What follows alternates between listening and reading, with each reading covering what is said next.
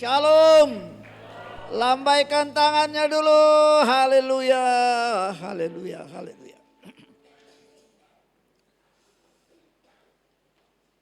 Terima kasih, Pak. Apa kabar Makassar? Puji Tuhan. Puji Tuhan. Terima kasih kepada Pastor Daniel yang sudah menjembatani untuk ibadah di sini. Terima kasih kepada Bapak, kepada Ibu. Tuhan Yesus memberkati kita semuanya.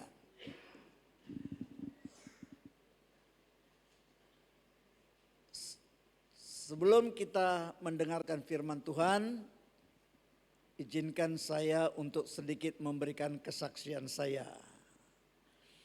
Sekitar 45 tahun yang lampau, pertama sekali saya menginjakkan kaki di kota Jakarta. Saya tidak punya saudara di kota Jakarta. Saya tidak punya kenalan di kota Jakarta. Saya hanya punya modal nekat untuk datang ke kota Jakarta. Begitu saya sampai di kota Jakarta, melihat hiruk pikuknya kota Jakarta, saya kebingungan, tidak tahu kemana mau pergi. Dalam keadaan kebingungan itu saya mendengar suara. Lebih baik kau cari orang kulit hitam karena itu saudaramu. Benar juga. Akhirnya saya cari orang kulit hitam. Orang kulit hitam pun tidak ada yang lewat. Tapi tetap saya sabar menunggu hampir 2 jam di Tanjung Priuk dekat pemadam kebakaran. Sesudah 2 jam ada orang kulit hitam lewat, saya tidak mau dia hilang, saya kejar dia. Langsung saya berdiri depan dia, saya salami dia, saya pakai bahasa saya. Saya salami, saya pegang tangannya, saya tengok mukanya, saya pakai bahasa saya. Pernah dengar bahasa saya? Mau dengar ya? Sedikit aja ya. Hey meri beti, sun mera कहना, चाहे तो कहो में हंसते ही रहना. Coba bilang, hey Mary Betty, सुन मेरा कहना, चाहे तो कहो में हंसते ही रहना. Kita nyanyi, hey Mary Betty,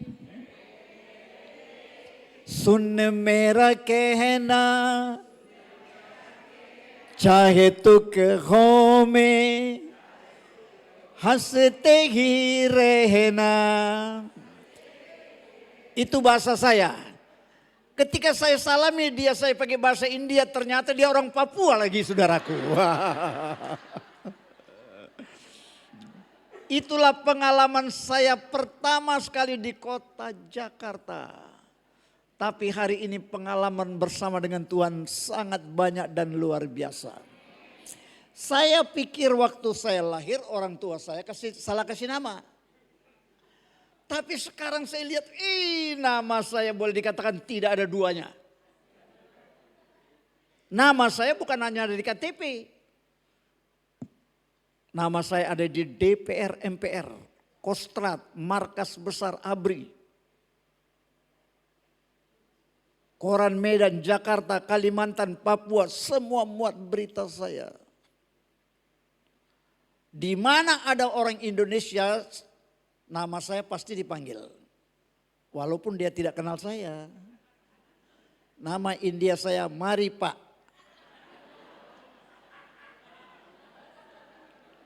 Jadi belum selesai satu tempat udah dipanggil tempat lain. Mari Pak, mari Pak. Yes. Sesuai dengan nama saya harus memenuhi panggilan mereka. Haleluya. Bapak Ibu, saudara yang saya kasihi.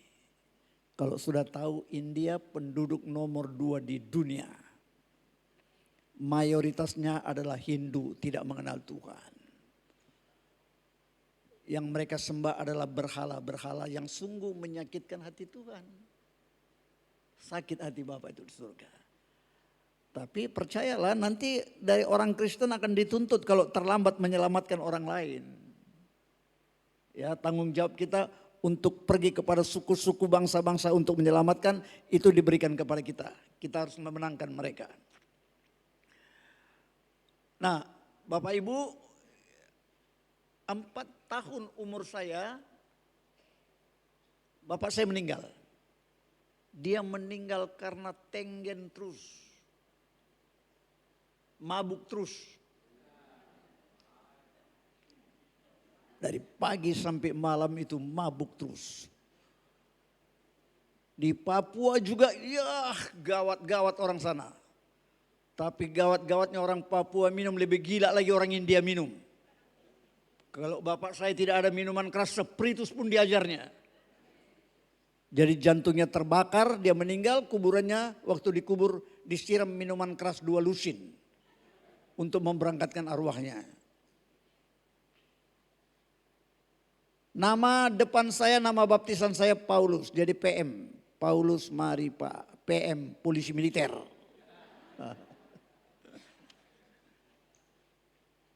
Waktu saya usia 5 tahun ibu saya meninggal juga. Jadi setelah kedua orang tua meninggal habis kami, masa depan kami tidak ada. Kami bukan orang Kristen, tidak kenal Alkitab yang Tuhan mengatakan Tuhan memberikan masa depan penuh harapan, kami tidak tahu. Hancur babak belur. Nah, jadi kalau di film India Bapak Ibu lihat orang Indianya gede-gede, malam ini saudara lihat Indianya kecil. Tapi cabai rawit. Makanya ada di tengah-tengah Bapak Ibu. Kenapa badan saya kecil? Karena dihajar dan disiksa orang. Dari kepala sampai ujung kaki. Jadi dari kecil sudah biasa menangis. Sekarang pun setelah jadi hamba Tuhan kadang-kadang saya menangis. Tapi nangis dulu dengan sekarang beda. Nangis dulu karena disiksa orang. Nangis sekarang karena sukacita di dalam Tuhan. Jadi dari atas kepala sampai ujung kaki tidak ada yang tersisa. Akhirnya saya nggak kuat.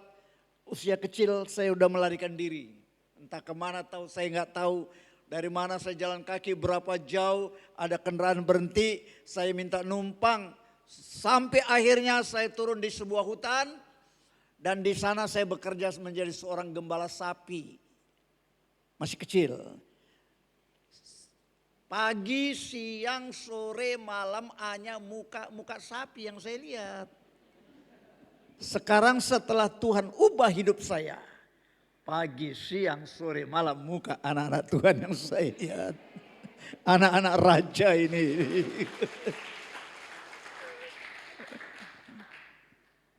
Bagaimana anak kecil bisa menyeberangi sungai-sungai yang besar, banjir. Tapi ada suara berkata, peganglah ekor sapi itu kuat-kuat. Jadi saya pegang ekor sapi kuat-kuat, dia yang tarik saya menyeberang. Sekarang saya punya 4-5 cara berenang, sapi yang mengajarkan saya berenang. Bahaya kelaparan, makanan monyet, makanan burung saya makan. Jadi kalau hari ini ada bahaya kelaparan saya tidak takut. Kalau di hutan saya haus tidak ada air minum. Saya lihat kalau sapi menyusukan anaknya saya cepat-cepat ikut ambil bagian. Nyusul dengan sapi 2 untuk anaknya, 2 untuk saya, nyedot langsung. Wah ternyata susu sapi itu khasiatnya luar biasa. Anak manusia lahir kadang-kadang 1 tahun belum bisa jalan. Anak sapi lahir 2 jam sudah lari-lari.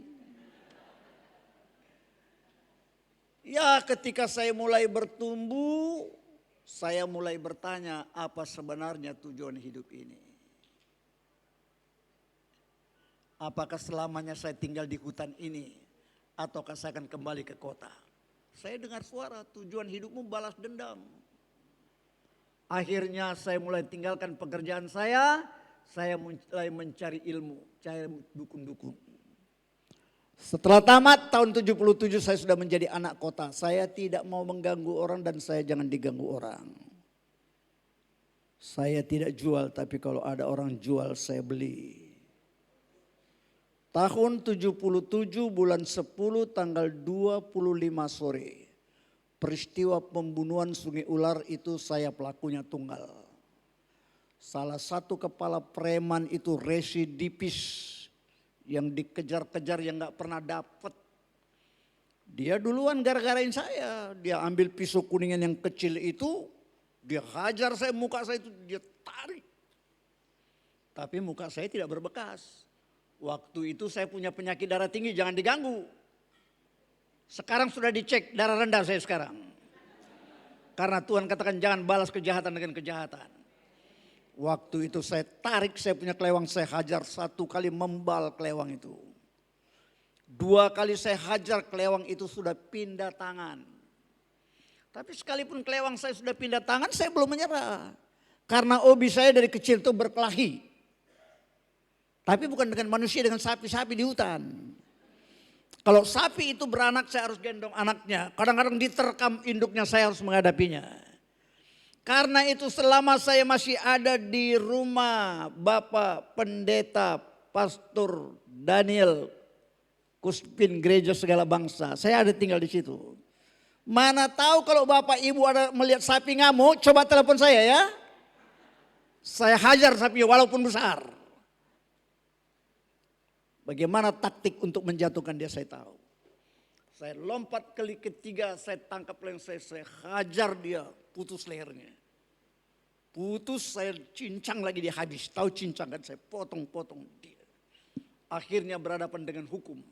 Saya diancam hukuman mati. Hakim saya OPC Simanjuntak Pengadilan Negeri Sumatera Utara Medan.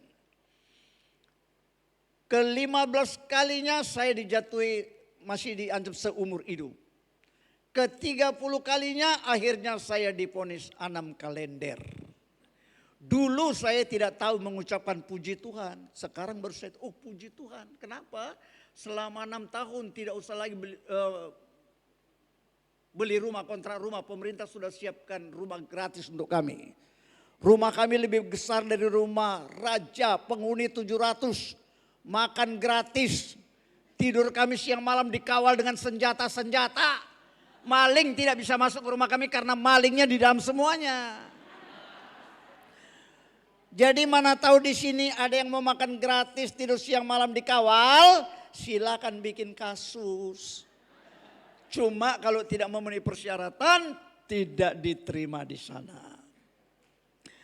Nah, saya bergaul dari tahanan biasa sampai tahanan politik. Tujuan hidup saya keluar dari penjara untuk menjadi orang yang lebih jahat lagi. Tiba-tiba saya jatuh sakit, penyakit saya karena ilmu saya. Kalau penyakitnya sudah kambuh leher saya nggak bisa begini. Badan saya nggak bisa begini. 8 tahun saya menderita, karena itu saya mau titip pesan. Bagaimanapun apapun yang terjadi dalam kehidupan kita, jangan sampai Bapak Ibu meninggalkan Tuhan cari dukun-dukun guna-guna. Jangan. Lari dan berseru kepada Tuhan, Tuhan akan bertindak. Saya bergaul dari tahanan biasa sampai tahanan politik. Tujuan hidup saya keluar dari penjara untuk menjadi orang lebih jahat. Saya jatuh sakit. Penyakit saya sudah 8 tahun saya derita. Rumah sakit dokter tidak menemukan adanya penyakit. Tidak. Tapi kalau dibawa ke orang pintar dia katakan ada penyakit, ada membara. 8 tahun saya menderita. Kalau di luar penjara masih bisa cari dukun dan dokter, tapi dalam penjara sudah tidak ada pertolongan. Ketika penyakit itu menyerang dengan begitu ganasnya, saya hanya berpikir sebentar lagi saya akan mati. Saya pergi bersandar di tembok penjara untuk menunggukan kematian. 700 orang tidak ada yang tahu kalau saya sakit. Karena saya tidak beritahukan kepada siapapun. Tiba-tiba muncul seorang pria. Dan pria itu namanya Bapak Japar Sidik. Dari agama seberang. Dia datang kepada saya, dia tidak tanya kau siapa, bikin apa. Tidak, dia kasih Alkitab Perjanjian Baru. Kemudian dia katakan di sana ada kebaktian orang Kristen, silakan pergi. Setelah itu dia pergi. Setelah saya pegang Alkitab itu sepertinya ada yang menggerakkan saya pergi masuk dalam satu ruangan. Dan saya lihat ada sekitar 70 orang yang mengikuti kebaktian, semuanya orang-orang penjara dengan pakaian biru. Itulah pertama sekali saya masuk dan mendengarkan firman Tuhan. Pada waktu itu pendeta Paul Sinaga dari Gereja Sidang Jemaat Allah yang menyampaikan firman Tuhan. Setelah dia menyampaikan firman Tuhan, kami diundang sama-sama bangkit berdiri untuk menyanyikan satu pujian. Ku datang Tuhan, datang padamu, sucikan hati saya di dalam darah-Mu. Jam 3 sore siang bolong. Pada saat kami menyanyi, tiba-tiba saya melihat sebuah salib muncul dari depan itu. Ya, kami orang India bukan menyembah salib, kami menyembah patung. Tapi pada saat saya hampir mau mati, patung itu tidak datang. Dewa-dewi kami tidak datang. Dukun saya tidak datang. Ilmu saya tidak berguna. Keluarga saya tidak bisa menolong. Tapi yang datang sebuah salib. Itu pertanda bahwa salib itu tidak dapat dibatasi oleh apapun. Salib itu tidak dapat dirintangi oleh apapun. Salib itu akan menerobos segala-galanya dan sampai kepada tujuannya. Di atas kayu salib itulah Tuhan Yesus membayar utang dosa kita lunas. Sudahkah kita kenal sungguh-sungguh pribadi Tuhan Yesus? Siapakah Yesus? Dia memiliki pribadi yang sangat menarik. Fantastik dalam jalannya. Tak terbatas pemahamannya. Tak terbayangkan kelembutannya dan tak habis-habisnya kasihnya. Dia jenius dalam kreativitasnya. Tak tergoyahkan dalam kesetiaannya. Tak ada tara dalam anugerahnya, gemilang dalam kemuliaannya, dahsyat dalam kekudusannya. Tak tertandingi dalam kerendahan hatinya, absolut dalam keadilannya. Pemilik atas segala sesuatu, tidak dipertanyakan lagi kedaulatannya. Dia berkuasa memerintah monarki dalam alam semesta ini. Dia memiliki kerajaan kekal yang tidak dapat binasa. Itulah Tuhan Yesus yang datang dari surga ke dunia ini untuk mencari Bapak Ibu sekalian. Tapi pada saat dia datang ke dunia, dunia menolaknya. Tidak ada tempat penginapan. Tidak ada seorang ibu bapak yang memberikan tempat bagi Yesus lahir. Enggak ada. Di mana mereka ini semua?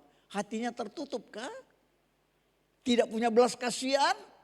Sampai akhirnya yang punya langit dan bumi lahir di kandang domba. Apakah manusia-manusia seperti itu masih ada sampai sekarang? Yang tidak mau membukakan hatinya untuk menerima firman Tuhan?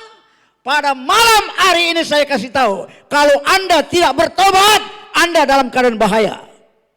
2/3 penduduk dunia ini nanti akan binasa. Hanya sepertiga yang akan diselamatkan. Dunia menolaknya, semua orang menolaknya. Tetapi kasih Tuhan tidak pernah berubah. Kasih seorang suami, istri, anak, orang tua bisa berubah. Tapi kasih Tuhan tidak pernah bisa berubah. Dulu, sekarang, dan untuk selama-lamanya. Pada saat kami sedang menyanyi salib itu datang, saya takut. Saya mau lari gak bisa. Salib itu semakin dekat dan tiba-tiba menabrak saya. Begitu salib itu menabrak saya bukan mati. Tetapi terjadi mujizat, penyakit saya yang 8 tahun saat itulah disembuhkan. Saya jatuh, saya nangis dan saya berkata, mulai saat ini saya akan ikut Engkau Tuhan. Kalau ada satu orang mati di tangan saya akan ganti dengan ribuan jiwa. Tahun 1982 saya dibebaskan. Saya melangkah keluar, saya berjanji tidak akan kembali ke penjara 2 kali dalam kasus kejahatan. Tapi saya pasti kembali ke penjara untuk membawa Injil Tuhan. Mulai dari tahun 1982 saya melayani sampai hari ini. Banyak penjara-penjara. Saya diperlihatkan dalam suatu mimpi rumah saya besar sedang dibangun di surga. Tiangnya besar-besar, megah kali. Tapi atapnya kok nggak ada. Berarti rumahku belum siap. Saya harus bekerja keras dalam pelayanan untuk membawa jiwa-jiwa supaya rumah saya selamat diselesaikan di sana. Bapak, Ibu, Saudara yang saya kasihi. Kita melihat pertama ada 10 orang kusta. Pasti orang kusta itu tidak pernah memikirkan bagaimana saya menjadi orang yang kaya raya, bagaimana saya sukses. Enggak. Orang kusta yang sudah tidak ada pengharapan. Tapi ketika mereka mendengar Yesus, Timbullah iman mereka. Mereka 10 orang itu berlari ke barisan depan. Begitu Tuhan Yesus lewat, mereka teriak, "Guru, guru, kasihanilah kami." Tuhan Yesus katakan, "Pergilah, perlihatkan dirimu kepada imam-iman." Tuhan tidak langsung sembuhkan, tapi ada suatu tantangan yang dikasih. Bagaimana iman mereka itu bekerja. Mereka pergi menghadap imam-imam itu bisa dilempari, bisa mati. Tapi mereka tidak takut kepada hukum manusia. Lebih taat lagi kepada perintah Tuhan. Ketika mereka berjalan 10 orang itu disembuhkan. Pada malam hari ini Tuhan katakan, kalau kamu sungguh-sungguh mendengarkan aku, kamu akan kuberikan hati yang baru dan roh yang baru di dalam hatimu. Siapa yang punya kesempatan peluang untuk memenangkan hadiah, mendapatkan hati yang baru dan roh yang baru pada malam hari ini. Sakius orang pendek pemungut cukai, bagaimana dia rindu untuk bertemu dengan Tuhan Yesus sampai dia naik ke atas pohon kayu. Ingin melihat wajah Tuhan. Yesus lihat dan katakan, "Turun. Hari ini aku akan menginap di rumahmu." Sejauh mana kerinduan Bapak Ibu untuk mengundang Tuhan Yesus hadir di dalam hidupmu. Akhirnya Sakius berkata, "Kalau aku pernah memeras orang, saya akan kembalikan 4 kali lipat." Bertobat, anak yang terhilang bertobat. Hendaknya pada malam hari ini Bapak Ibu mempunyai kerinduan untuk bertemu dengan Tuhan. Pada malam hari ini pulang dari tempat ini, biarlah sesuatu terjadi karena mujizat masih ada sampai hari ini. Kita lihat firman Tuhan, 2 Petrus 1 ayat 19. Dengan demikian kami makin diteguhkan oleh firman yang telah disampaikan oleh para nabi.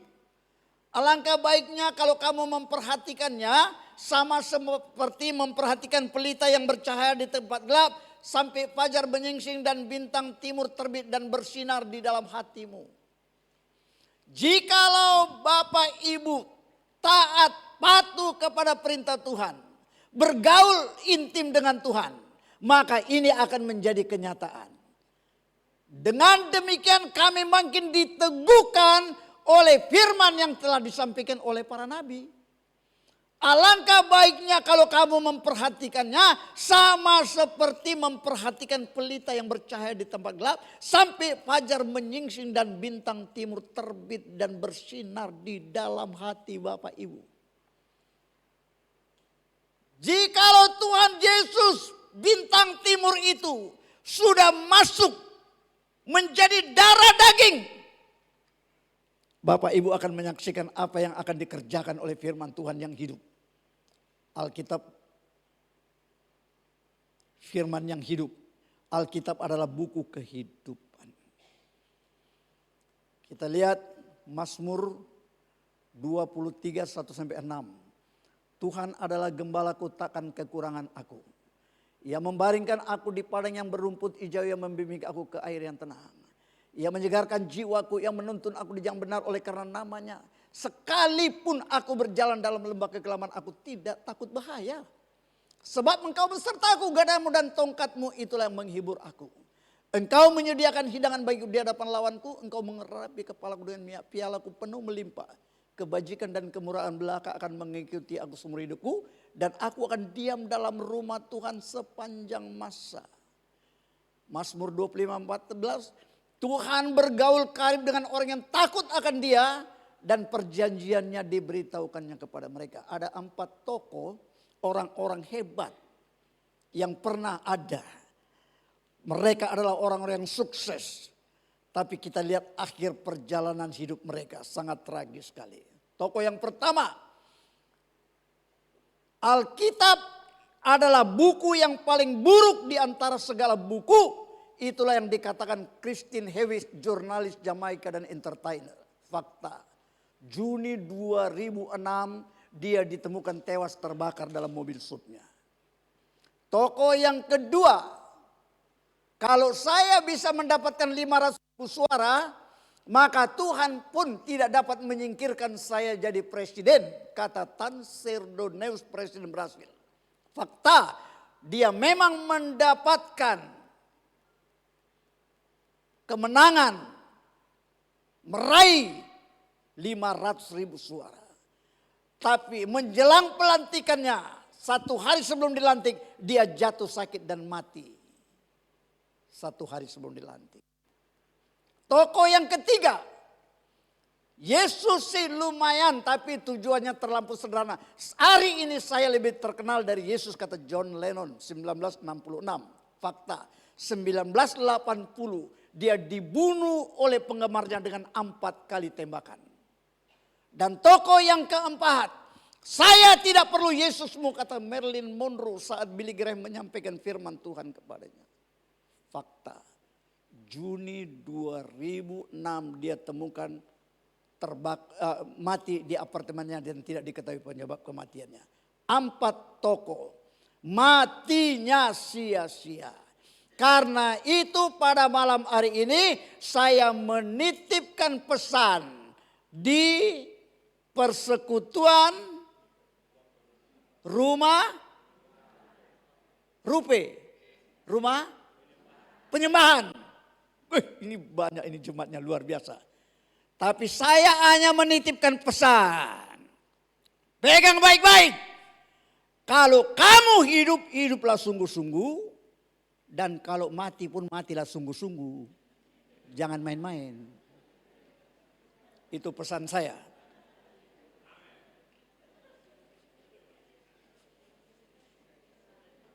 Kita lihat. Kelahiran Bapak, Ibu dan saya ke dalam dunia ini merupakan mujizat yang besar. Mujizat.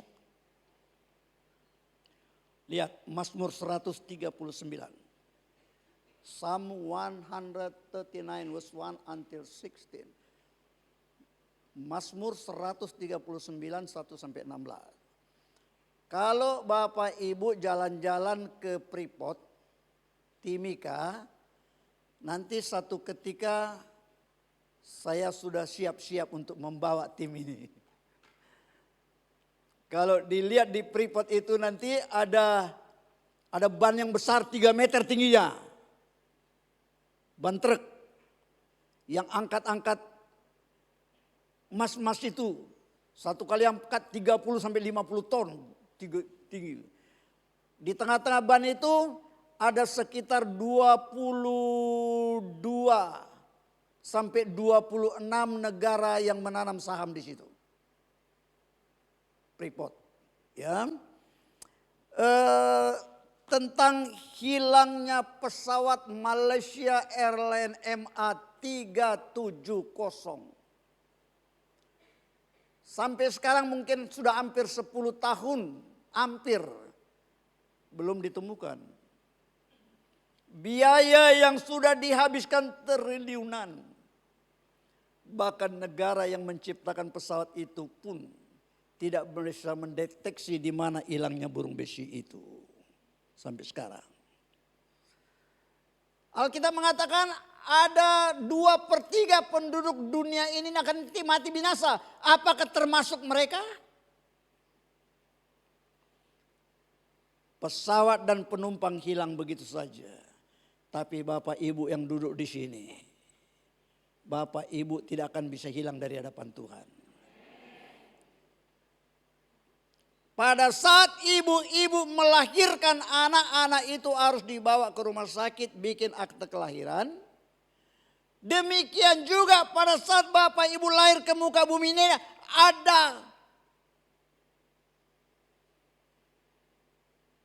ada sertifikat dari surga.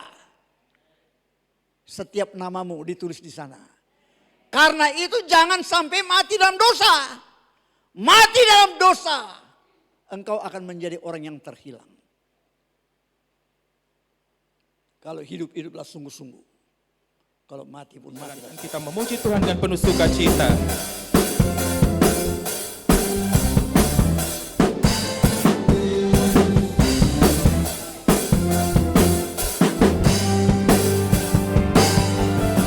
Saudara, dengar dengarlah sangkakala, membawa pembebasan bagi semua orang.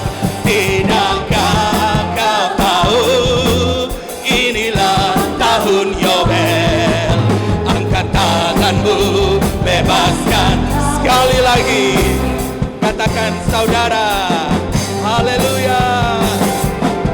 Saudara, dengarlah sangkakala, membawa pembebasan bagi semua orang. Tidakkah kau tahu inilah tahun Yobel? Angkat tanganmu, haleluya. Dengan iman ini tahun pembebasan, ini tahun pembebasan semua tawanan di dalam nama Yesus, amin. Yang lumpuh dan yang buta, lompatlah, bersoraklah, sebab ini tahun pembebasan. Katakan ini tahun pembebasan. Mari bangkit berdiri bersama gereja Tuhan. Semua tawanan dilepas, yang lumpuh dan yang buta, yang lumpuh siap melompat, lompatlah, bersoraklah, sebab ini tahun pembebasan. Jemaat sendiri angkat pujian ini. Dengarlah sangkakala, membawa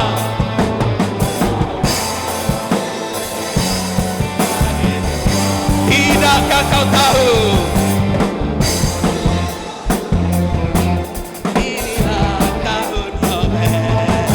Angkatan, boleh lambaikan tanganmu sama-sama, katakan ini tahun pembebasan. Jemaat sendiri,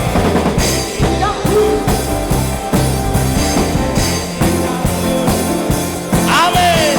Semua tawanan dilepas, yang lumpuh dan yang buta, yang lumpuh dan yang melompat, lompat dan bersoraklah, sebab ini tahun.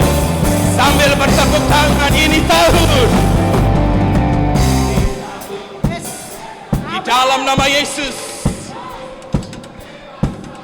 semua tawanan, yang lumpuh dan yang buta, serukan dengan iman. Yang lumpuh, lompat, bersoraklah, sebab ini, sekali lagi, ini